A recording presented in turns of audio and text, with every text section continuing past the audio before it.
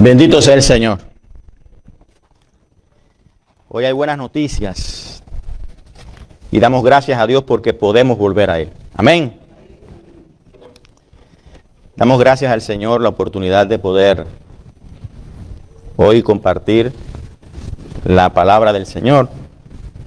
Y como ya nuestro hermano cantaba y hablaba, ha sido un tiempo hermoso, una semana magnífica, donde no nos pusimos de acuerdo ni Michelle, ni el pastor Ángel, ni yo, pero todos ha ido encaminado a regresar y a volver al Señor, a poner la vista en el autor y consumador de la fe. Damos gracias a Dios por ello.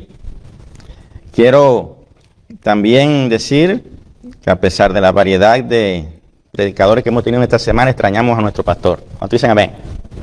Pero ya pronto va a estar con nosotros. Quiero también dar gracias a Dios porque nuestro Dios es un Dios poderoso. ¿Cuántos dicen amén eso? Cuando oía lo de Samuel, yo decía, Señor, gracias porque este que está hablando también pesó 2 libras. Yo soy prematuro también. Y Dios es bueno, hermano. Dios es bueno en gran manera. Quisiera invitarles a buscar en la palabra del Señor, en donde tuvimos la lectura bíblica en Segunda de Crónicas, capítulo 15, verso de 1 al 15, aunque yo no voy a estar dándole lectura completamente al pasaje, ya la leímos, pero quisiera que estuviéramos atentos a lo que vamos a hablar de este pasaje. Vamos a aprovechar esta historia bíblica que narra el desempeño de este rey y cómo hubo una reforma, un cambio extraordinario en su vida y en toda la nación.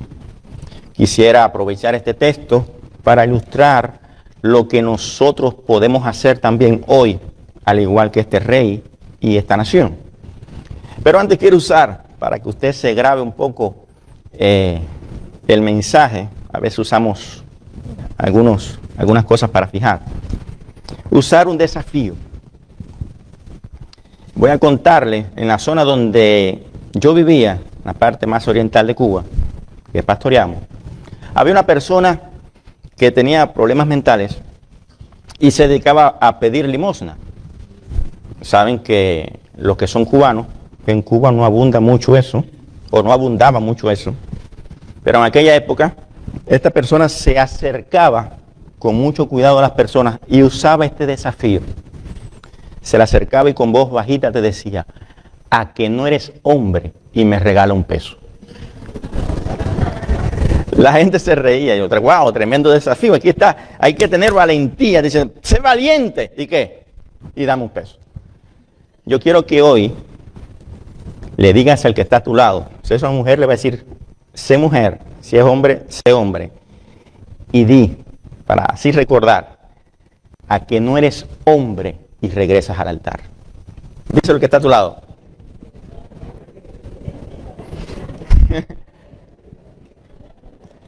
De regreso al altar es el título. Así que hoy vamos a estar llamados a ese desafío, a volver ante la presencia del Señor. Pero quiero hablar un poquito sobre Asa, sobre qué está pasando acá, en este contexto, en este pasaje que hemos leído. Asa está reinando, es un rey, uno de los tantos reyes que tuvo Judá, específicamente el tercer rey de Judá. Él reinó por 41 años, sucesó a su padre Abías, después de la división del reino. Muchos llaman esta etapa la división del reino, es decir, después que Salomón reinó, que era el Reino Unido, todas las 12 tribus, se dividen.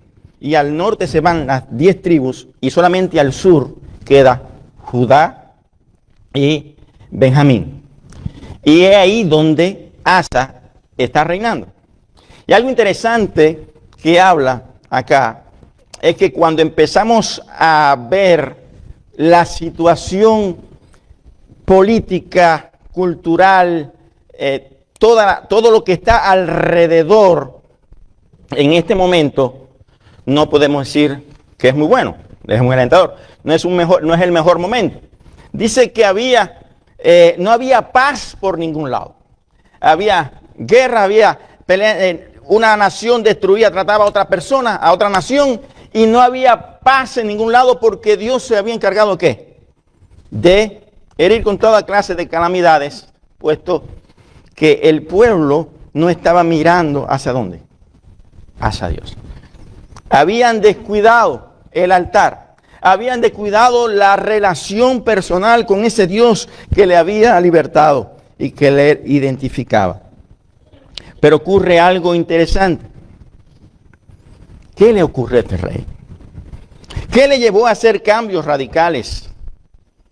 ¿Cómo fue afectada esta nación? ¿Por qué de vuelta al altar? ¿Por qué de regreso al altar? Bueno, quiero que fije este principio espiritual. Si usted graba esto, grabó el mensaje completo. Dice así: antes de levantar una nación, una familia o un ministerio, Dios primero restaura el altar, porque donde el altar vuelve a ocupar su lugar, el fuego de Dios vuelve. Quiero repetir: donde el altar vuelve a ocupar su lugar, el fuego de Dios vuelve, desciende. Bendito sea el Señor. Vamos a orar. Señor, estamos agradecidos porque podemos estar en tu presencia, y en tu presencia hay plenitud de gozo. Damos gracias, Señor, por tu palabra. Damos gracias, Señor, porque hoy podemos estar reunidos como pueblo tuyo para adorarte, para bendecirte, para honrarte, oh Señor.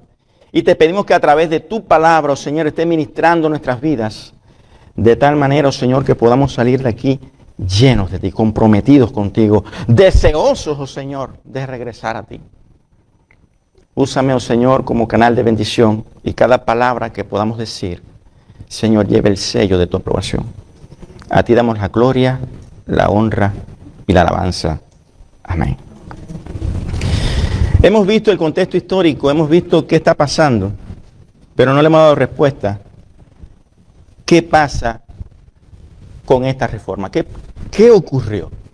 Bueno, yo he querido desarrollar 4 puntos muy sencillos, pero en primer lugar vamos a estar viendo dónde empezó la reforma, dónde empezó el cambio, dónde empezó la transformación. La palabra de Dios dice en el verso 14, verso 2, si alguien puede buscarlo, yo lo voy a leer. Fíjense lo que está diciendo acá. En el verso 14, verso 2 dice: e hizo Asa lo bueno y lo recto ante los ojos de Dios. Es decir, que este rey había empezado bien, estaba haciendo lo bueno, estaba haciendo lo correcto. Cuando usted lee en su casa el capítulo 14, va a ver que Asa logró cierta paz, logró edificar la ciudad, logró formar un ejército. Y Dios empezó a tratar con su corazón, pero no fue hasta un punto decisivo en su vida cuando ocurre, y es donde empieza la reforma en su vida, y donde primero empieza, ¿dónde es? En el corazón. La primera reforma, todo cambio externo, todo cambio visible, todo cambio palpable y verdadero, parte de un cambio ¿dónde? Interno.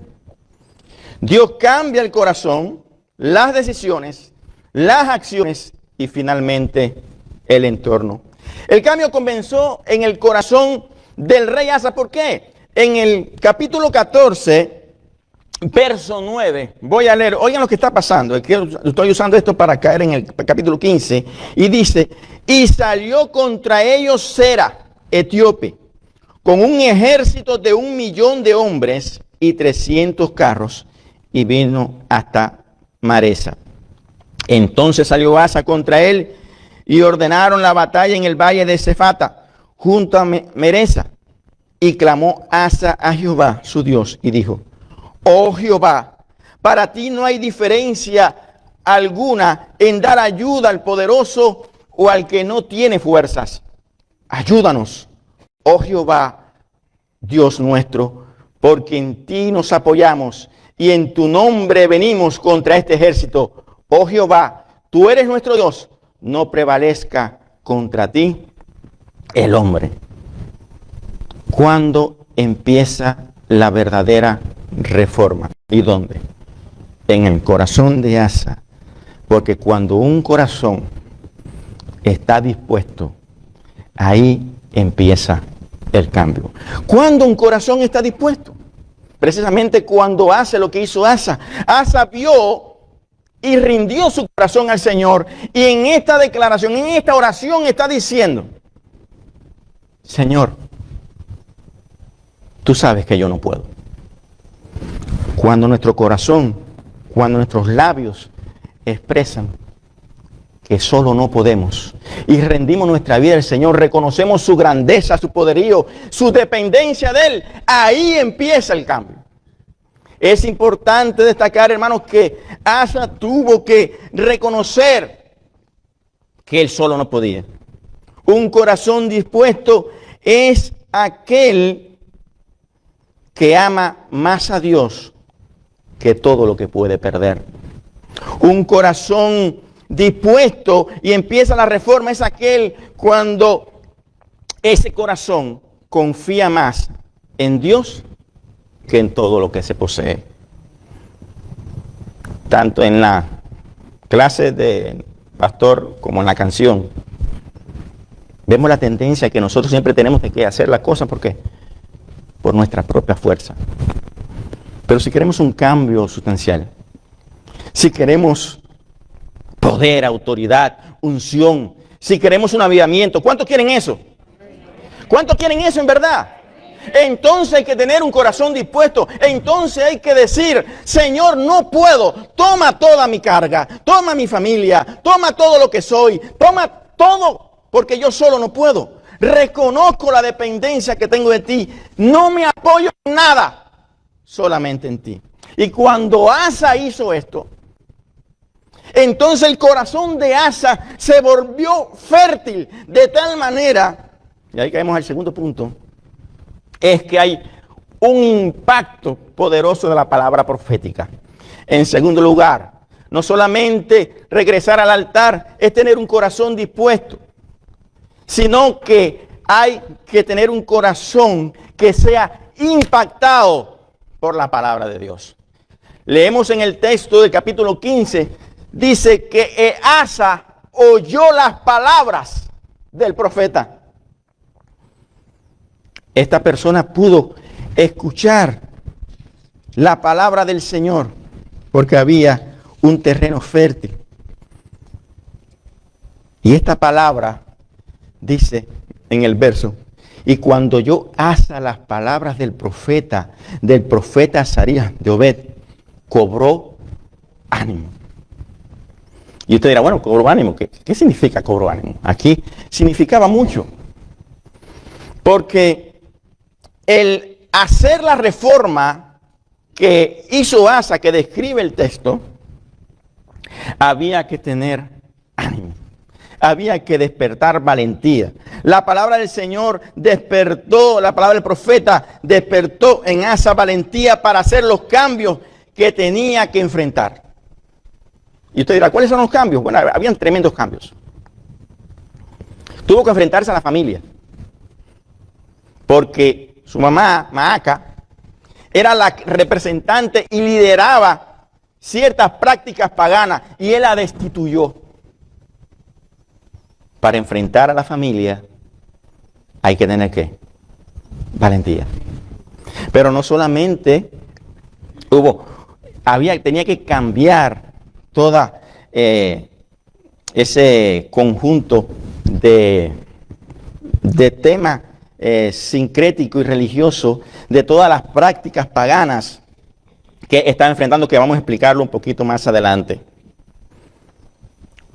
La palabra del Señor confirmó la dirección Asa sabía lo que tenía que hacer. Y esto era hacer lo que era agradable ante Dios. Esta palabra produjo convicción, seguridad. No era un acto emotivo, hermanos, ni superficial. Era la fe en aquel que lo puede todo. Para hacer aquellos cambios, para buscarse disgusto, para buscar no aprobación, hay que estar convencido. Vuelvo a coger la clase de Ángel de Calzo, y él le explicaba sobre un pastor que cuando le presentan una postura sobre la homosexualidad, evade. Y donde hay que ser radical, hay que ser ¿qué? Hay que ser radical, porque la palabra de Dios es radical. Y aquí, esta palabra le estaba dando la seguridad a Asa para hacer los cambios. Esta palabra le estaba impulsando a la acción y quitó los ídolos.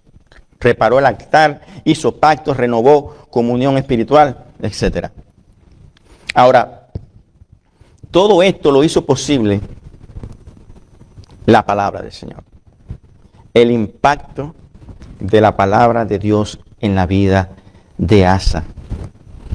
Ahora cabe preguntar, ¿cuántos de los que estamos aquí, la palabra del Señor nos está impactando? ¿Cuántos estamos aquí, tenemos la palabra del Señor como algo tan importante, como esa prioridad, donde nuestro corazón está sensible y a lo que la palabra dice, haz, lo hacemos? ¿Cuántos de los que estamos aquí estamos dispuestos a pagar el precio, a ser valientes, a tener la dirección, a actuar con convicción? Pero saben, tristemente muchos oyen la palabra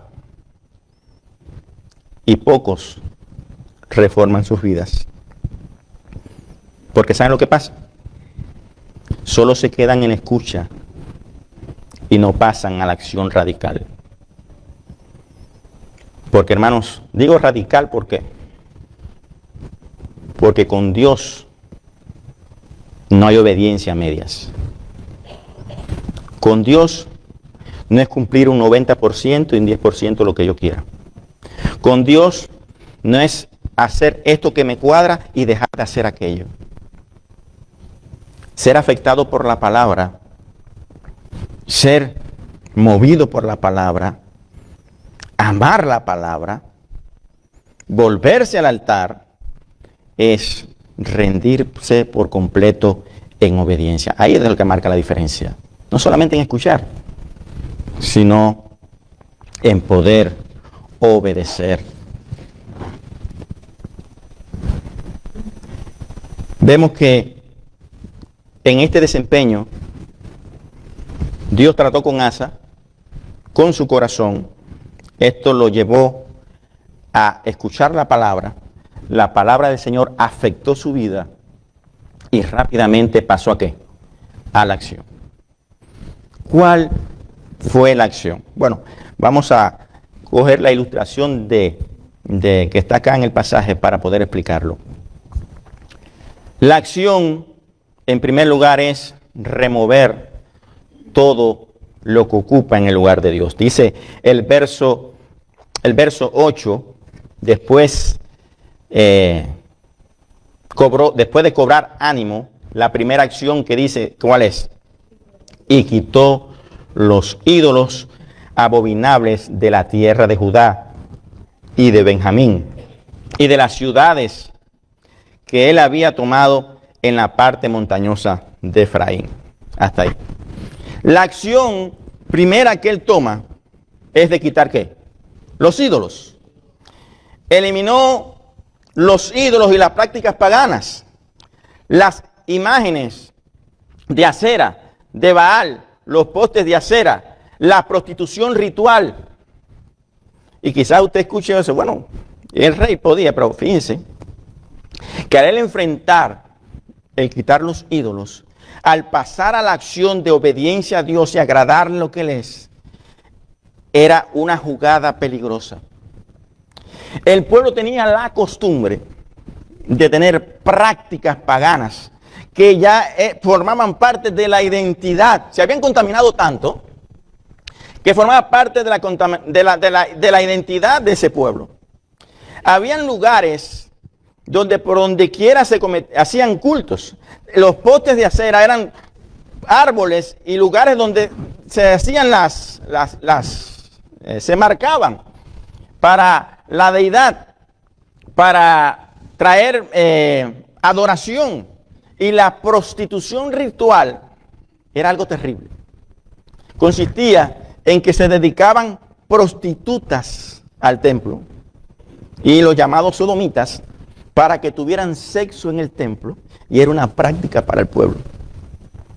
Esto indicaba que tanto Acera como Baal, cada uno representaba la fertilidad femenina, el otro masculina, sobre la agricultura, sobre el desarrollo económico, sobre el desarrollo de los bueyes, sobre toda la cosecha. Quería decir que aquí Asa está chocando con una verdad, le está diciendo, dejen todo lo que han creído, quiten toda la práctica de que tiene que en su idea ver con la prosperidad y empiecen a volverse al altar.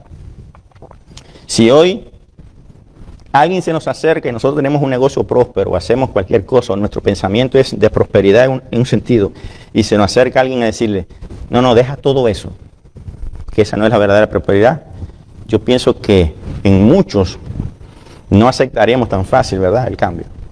Habrá una terrible resistencia. Aquí Asa está quitando todo esto, está enfrentando, está perdiendo popularidad, está enfrentando tanto amigos como enemigos, porque él lo que le importa es que el lugar de Dios sea el primero. Hermano, no se puede restaurar el altar si está ocupado. Dios no comparte su gloria con nadie. Pero una pregunta, ¿qué son los ídolos hoy? En aquel tiempo era palpable. Era una imagen, era una práctica, era un local, era una mata llena de símbolos.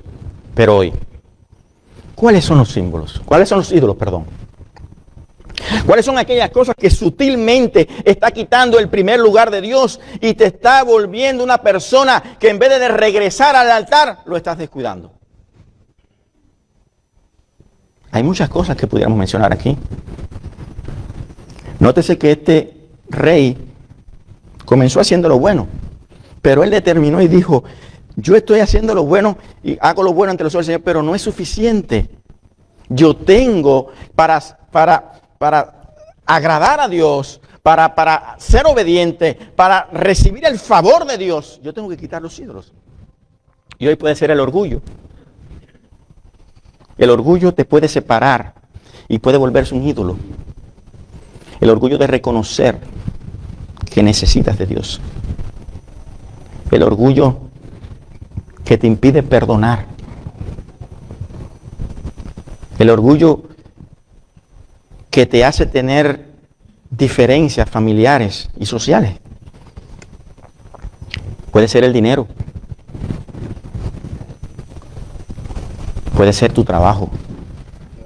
Puede ser la familia. ¿Cuántas cosas pueden suplantar el lugar de Dios? Todo eso la Biblia le llama ídolo y no podemos restaurar. Aquí el segundo paso que dice el texto, que dice, y reparó el altar. Pero usted y yo no podemos regresar al altar. No podemos reparar lo que está descuidado. Sin antes no hacemos ¿qué cosa? Una limpieza primero. Si antes no reconocemos nuestra necesidad de Dios y quitamos todo lo que nos separa del Señor y decimos, ¿cómo hace? Señor, yo solo no puedo. Tú estás aquí, quizá hay amigos, quizá hay personas que no conocen al Señor y quizás muchos lo están viendo por las redes. Y a ti te digo, en esta tarde, no te vayas de este lugar sin que la palabra del Señor afecte tu vida. No te vayas de este lugar sin reconocer que necesitas de Dios. No te vayas de este lugar sin poner a Jesús, poner a Dios en primer lugar. porque ese es el paso más importante de tu vida. Hoy tú puedes hacer el cambio. Hoy tú puedes retornar al altar, pero tienes que quitar los ídolos. Lo segundo que hizo el rey Asa, no solamente quitó los ídolos, sino que dice, y reparó el altar. En el verso 8 dice, y reparó el altar. Ahora, ¿cómo se repara un altar? Bueno, y estamos hablando de altar. ¿Saben que el altar, qué es lo que es el altar, verdad? Aquí el altar representa ¿qué? La presencia de Dios, la obediencia a Dios, la restauración espiritual, la entrega a Dios. Todo eso representa el altar. Ahora, ¿cómo se repara un altar? Noticia. Nadie puede reparar un altar desde lejos. Hay que ¿qué? Hay que acercarse. Tenemos que acercarnos para reparar el altar. Es importante que reconozcas que necesitas a Dios y te acerques a Él en humildad, reconociendo su grandeza, reconociendo tu necesidad. Y entonces cuando te acerques vas a empezar a experimentar el cambio. Regresa al altar. Nadie puede desde lejos. Dijo un predicador. Un predicador escuché una vez decir, porque hay muchas cosas que nos separan del altar. Hay muchas cosas que nos impiden tener tiempo de calidad con el Señor. Hay muchas cosas que nos llevan a descuidar nuestra relación personal con el Señor. Y decía este predicador, el día que más enredado yo estoy, el día que más ocupado yo estoy, ese es el día que más horas yo le dedico a buscar a la presencia del Señor. Nosotros vivimos en una vida tan estresada, tan rápida, que nos absorbe, y nosotros, si oramos cuando comemos, lo hacemos rapidito. Y si ante el trabajo, lo último después de hacerlo todo es que empezamos a orar. Sin embargo, aquí, para poder restaurar el altar, para volver a regresar ante Dios, para experimentar un cambio radical en tu vida, para que tú puedas ver en tu familia transformación, para que tú puedas ver en tu trabajo, en tu vida personal y tu entorno cambie, tienes que quitar los ídolos, tienes que acercarte al Señor. La acción, no solamente hay que acercarse, sino hay que quitar, remover las cenizas y los escombros, la maleza. Cuando un altar está descuidado, se llena ya no se practican sacrificios, la ceniza queda, los escombros están ahí, las piedras están mal acomodadas y la hierba, la maleza crece. ¿Qué nos toca hacer? Hay que remover el resentimiento, el orgullo, la doble vida, el pecado tolerado y empezar a recolocar las piedras. El proceso de recolocar las piedras es un proceso que se hace de una en una. Si vamos al pasaje, que es un pasaje que casi prácticamente está pasando con respecto al altar lo mismo, el pasaje de Elías, cuando los profetas de Baal, ¿recuerdan ese pasaje? Que hay más de 200 profetas ahí. Él empieza, no hubo fuego del cielo, no hubo bendición, no hubo lluvia, si primero qué cosa, no se organiza el altar. Y el proceso, ya lo dice la palabra proceso, es de paso a paso, de piedra a piedra, de oración contestada en oración contestada, de decisión en decisión. Pero tienes que acercarte al Señor, tienes que remover y tienes que empezar a dar los pasos. El otro paso para restaurar un altar es el sacrificio. Un altar sin sacrificio es una estructura ¿cómo? Vacía. No tiene función. Y tenemos aquí, este pueblo dice que empezó a ¿qué? A sacrificar botín. tremenda, 700,000, ¿no? Dice el texto, ganado y una barbaridad de carne terrible en ese sacrificio.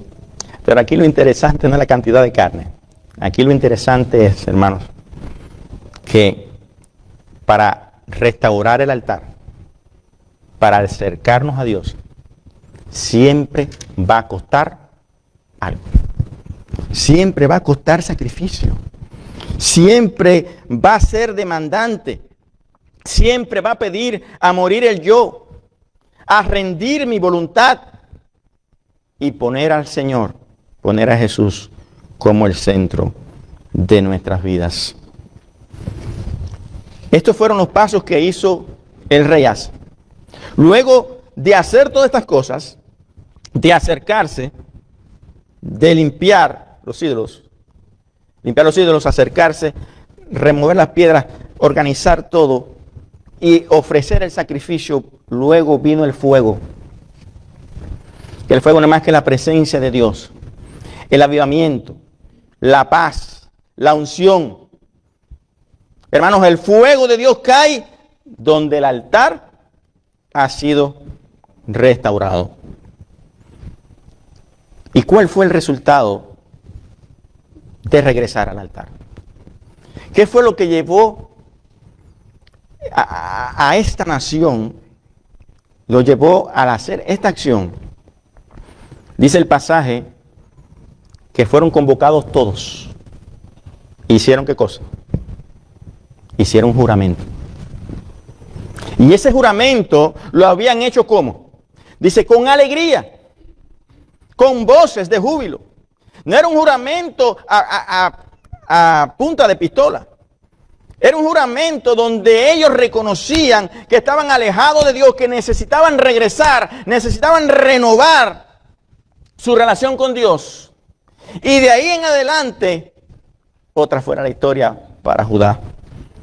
Dice el texto que junto con el juramento, junto con la práctica, junto con el regreso al altar, se respiró paz por todas partes. Bendito sea el Señor. ¿Cuántos de los que estamos aquí, si somos sinceros, quieren paz? Quieren prosperidad. Quieren unción. Quieren fuego. Quieren ver la mano de Dios. Quieren ver el milagro de Dios. ¿Cuántos de los que estamos aquí estamos orando por nuestros hijos? Estamos orando por nuestras familias. Están orando por esposos. Están orando por esposas. Están orando por situación económica. ¿Cuántas cosas estamos presentando al Señor, pero no vemos respuesta? Quizás muchos de los que estamos aquí no nos hemos dado cuenta que necesitamos regresar al altar. Que necesitamos pararnos y decirle, Señor, con alegría, no con tristeza.